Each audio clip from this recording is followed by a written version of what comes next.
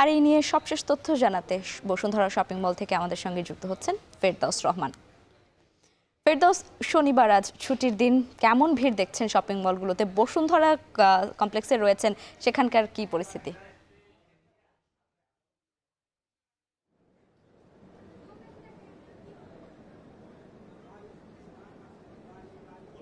লাইবা, আমি কিন্তু বসুন্ধরা শপিং মলে দাঁড়িয়ে রয়েছি। এখানে কিন্তু দেখতেই পাচ্ছেন যে ক্রেতাদের ভিড় কিন্তু বিগত কয়েকদিনের তুলনায় কিন্তু বেড়েছে।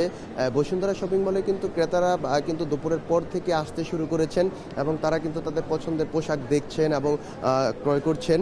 আমরা কিন্তু ক্রেতাদের সঙ্গেও কথা বলেছি, বিক্রেতাদের সঙ্গেও কথা বলেছি। তারা আমাদেরকে যেমনটি জানিয়েছেন, বিশেষ করে ক্রেতারা জানিয়েছেন যে এবার ঈদে কিন্তু নারী এবং যে শিশু রয়েছে তাদের পোশাকের দিকে কিন্তু তারা বেশি ঝুঁকছেন এবং সেই পোশাকগুলো কিন্তু তারা ক্রয় করছেন।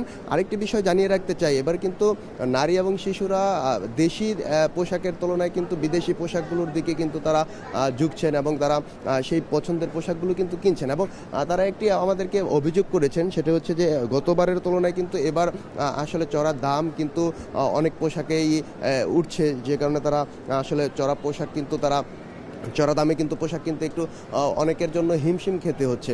বিশেষ করে পুরুষের যে পোশাকগুলো রয়েছে সেগুলোর দাম কিন্তু মোটামুটি একটা রেঞ্জে থাকলেও কিন্তু নারী এবং শিশুদের যে পোশাকগুলো রয়েছে সেগুলো কিন্তু আসলে অনেকটাই বাহিরে রয়েছে কেনার। তো বসুন্ধরা শপিং মল ঘুরে এতটুকুই আমি জানতে পেরেছি।